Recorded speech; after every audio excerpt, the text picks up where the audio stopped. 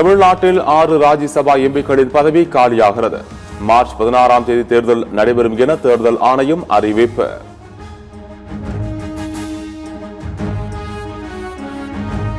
மத்திய மாநில அரசு உறவு குறித்து ஆய்வு செய்த குழுவின் அறிக்கை சட்டப்பேரவைகள் தாக்கல்.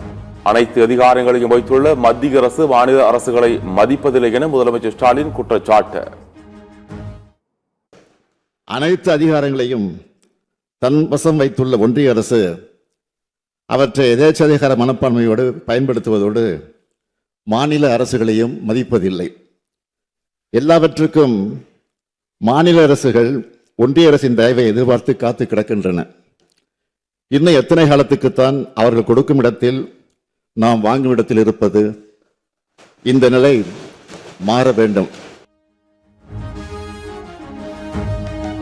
மாநில சுயாட்சியை பெற அரசியலமைப்பு சட்டத்தில் திருத்தம் செய்ய வேண்டும். சட்டப்பேரவைகள் முதலமைச்சர் மு க ஸ்டாலின் வலியுறுத்தல்.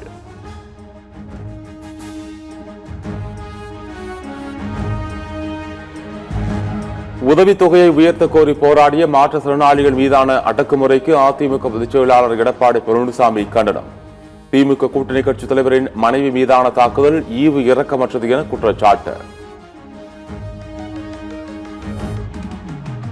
கோயம்பேட்டில் அரசு பேருந்தை வழிமறித்து மாற்றுத்திறனாளிகள் சாலை மறியல். உதவித்தொகையை உயர்த்தி தர கோரி காவல்துறையிடம் கடும் வாக்குவாதம்.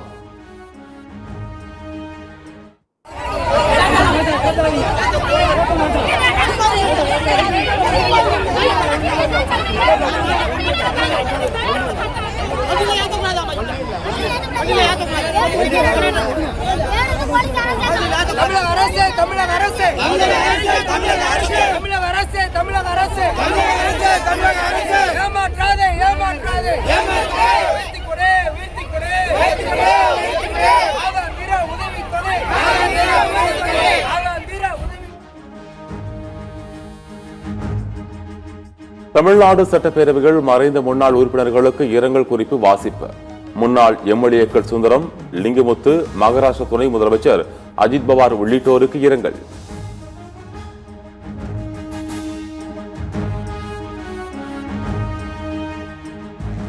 கோவை கருமத்தம்பட்டியில் வரும் 22ஆம் தேதி திமுக இளைஞரணி நிர்வாகிகள் சந்திப்பு கூட்டம்.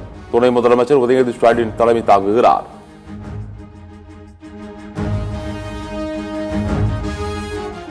ஆபரண தங்கம் விலை 3 நாட்களில் 2640 ரூபாய் சரிவு. சவரனுக்கு 720 ரூபாய் குறைந்து ஒரு சவரன் 1,13,840 ரூபாய்க்கு விற்பனை.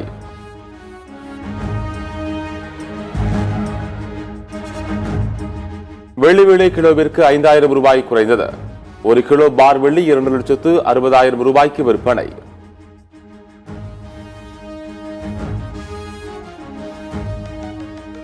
ஆட்டோ, இருசக்கர வாகனங்களை சரக்கு வாகனங்களாக பயன்படுத்த தடை. போக்குவரத்து துறை நடவடிக்கை.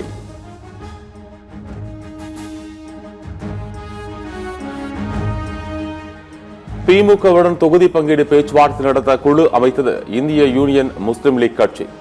கடந்த சட்டமன்ற தேர்தலில் 3 தொகுதிகள் ஒதுக்கப்பட்ட நிலையில் வரும் தேர்தலில் 5 தொகுதிகளை கேட்க முடிவு.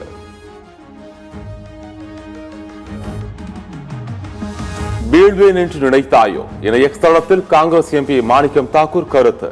கூட்டணி குறித்து பொதுவெளியில் பேச தடை விதிக்கப்பட்டுள்ள நிலையில் மாணிக்கம் தாக்கூர் பதிவு.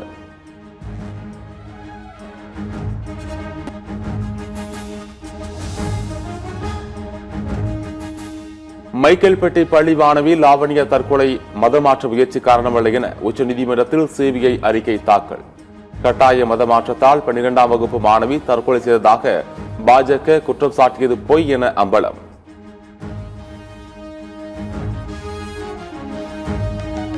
சட்டப்பேரவை தேர்தல் நெருங்குவதால் மார்ச் முதல் வாரத்தில் 2 முறை தமிழகம் வருகிறார் பிரதமர் மோடி. வரும் 1ஆம் தேதி மதுரையிலும் 6ஆம் தேதி வேலூரிலும் நடக்கும் கூட்டங்களில் பங்கேற்கிறார். அதற்குள் தொகுதி பங்கீட்டை முடிக்க என்டிஏ திட்டம்.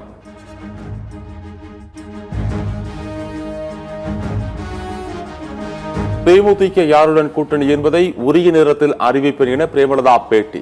நோ டென்ஷன், காத்திருங்கள் என செய்தியாளர்களுக்கு பதில். அதுதான் முன்னாடியே உங்களுக்கு சொல்லியிருக்கேன். பீ கூல், நோ டென்ஷன். வெயிட் பண்ணுங்க, உரிய நேரத்துல நாங்க அறிவிப்போம். கியூபா நாட்டிற்கு கச்சா எண்ணெய் விநியோகத்தை அமெரிக்கா நிறுத்தியதால் எரிபொருள் தட்டுப்பாடு. தலைநகர் ஹவானாவில் குவியும் குப்பைகளால் சுகாதார சீர்கேடு.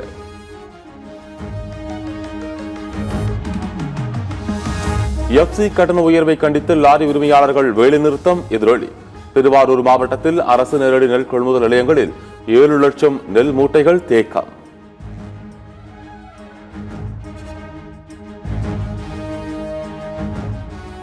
மகாராஷ்டிராவிலிருந்து வெங்காயம் ஏற்றுக்கொண்டு ஒட்டன்சத்திரம் நோக்கி சென்று கொண்டிருந்த லாரி கவிழ்ந்து விபத்து. தருமபுரி தொப்பூர் அருகே நிகழ்ந்த விபத்தில் லாரி ஓட்டுநர்கள் 2 படுகாயம்.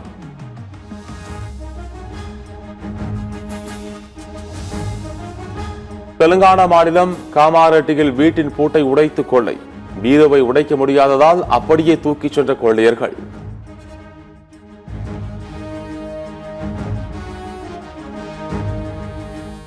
கேரள மாநிலம் பாலக்காடு அருகே சாலையில் சென்று கொண்டிருந்த தனியார் பேருந்து டீசல் கசிவு ஏற்பட்டு தீ விபத்து.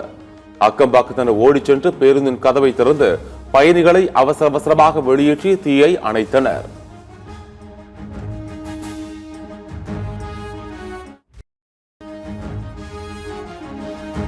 இங்கிலாந்தில் 16 வயதுக்கு உட்பட்ட சிறார்கள் சமூக வலைதளங்களை பயன்படுத்த விரைவில் தடை. சட்டம் கொண்டு வரப்படும் என பிரதமர் கீர் ஸ்டார்மர் அறிவிப்பு.